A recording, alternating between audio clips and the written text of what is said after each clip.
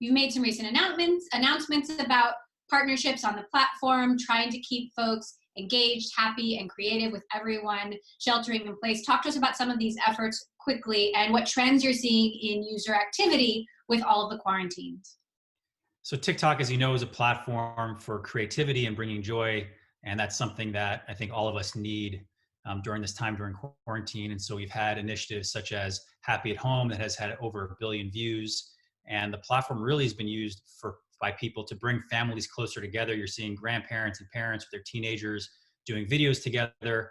The platform actually has also been a really great place for spreading information about the coronavirus, things you can do to stay safe and stay healthy, all the hand washing memes, but really even for like mental health of just enjoying yourself while you're at home. Families have been doing the quarantine Olympics together and other fun things. And so it's been a good mix of educational content, but also fun to keep our sanity as we're home. Have you seen a surge in activity? Are there any numbers you can share? I can't share numbers, but certainly there's been a surge as people are spending more time on the app. But I think with some of the new content that we've put out, we want your time to be well spent on TikTok. Now, part of what you're doing is a relief fund for musicians and actors who actually can't work during this time. There's concerns about even Netflix running out of original content. Could that be an opportunity for TikTok originals? We have a lot of original content on TikTok. Every video that you watch is original content that people are doing from their homes. But yeah, we have created a fund to help the community of people on TikTok, from restaurant workers to musicians and actors.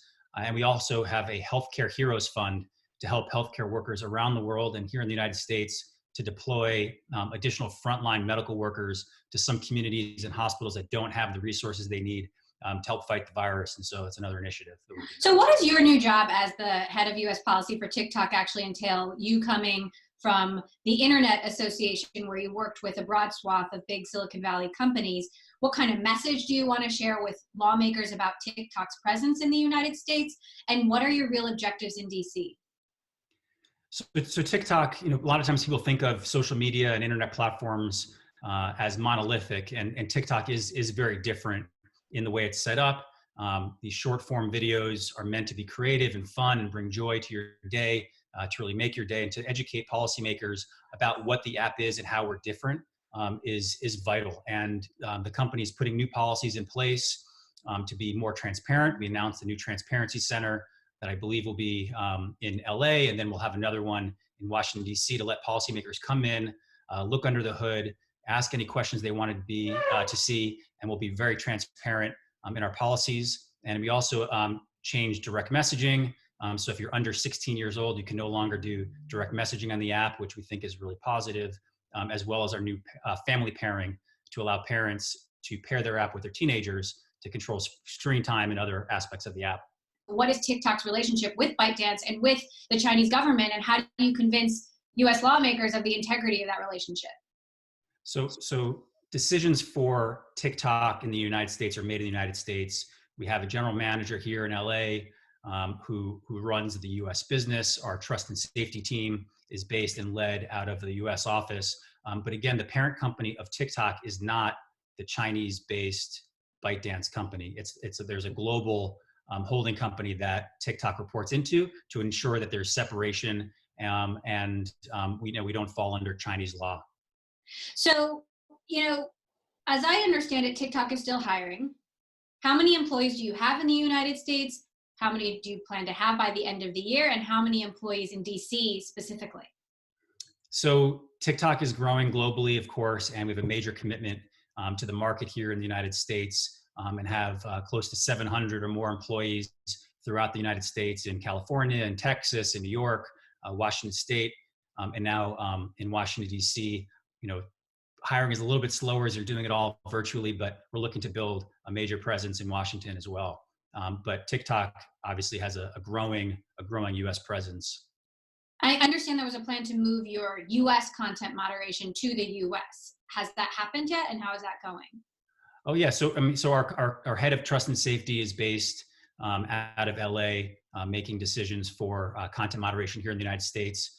But yeah, like most companies, we have content moderation teams and people that are viewing content throughout the world. So as as the US goes to sleep, content is still coming up, and that's being reviewed globally.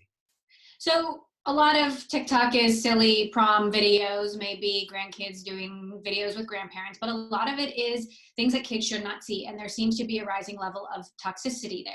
Are we going to see you get more aggressive, and how? Like, is there some combination of human and AI review that will help you crack down on this better? Yeah, I mean, I disagree with that a little bit. I mean, I spend quite a bit of time on TikTok, maybe less than I'd like, because we are so busy with our regular job. But the content on TikTok, as you're spending time on it now, you see is really positive, is overwhelmingly positive. Is everything excellent? No, I don't think that's true on any platform. But I think compared to most internet platforms, the content on TikTok is a lot more wholesome and fun. But we do have strong policies in place to protect the community, to remove content using both AI and human reviewers, to ensure that the content is safe and worthwhile and meets our community guidelines. It's an ongoing challenge, but something that we work on and take very seriously, because you want to have the content to be something that's positive. And I do think our content moderation team and our trust and safety team do an excellent job. What amount of AI versus human review? I can't give a breakdown on what percentage is AI versus human review. It goes through various stages as things are being uploaded, first being looked at by AI, and then as things are being flagged by the community or by reviewers, human eyes get on it. Are you developing company policy privacy principles that you might be sharing with folks on the Hill, sharing with some of the folks who are developing this national privacy bill? Yeah, it's actually a great question. So that is something that we're working on. Our privacy policies obviously are on our website, like everybody else. And like the rest of the industry, we would like to see very strong national privacy law to protect all Americans. As you know, we have something of a patchwork of privacy laws throughout the United States. We're complying with CCPA like everybody else is in California, but we would like to see strong protections for everybody throughout the US as a federal bill hopefully gets moved through the process. And what are you doing to fight misinformation about the coronavirus specifically? Because we've seen that be a huge problem on Facebook, on Twitter, on Instagram, on YouTube. Yeah, I mean, the same as everybody else, we have policies against mis and disinformation, and on the coronavirus is a really important one that we focused a lot of resources on doing. And in addition to removing mis and disinformation about the virus, we've been working with trusted sources in government and NGOs throughout the US to ensure positive things get out there, both on staying home and washing your hands and legitimate medical sources of information.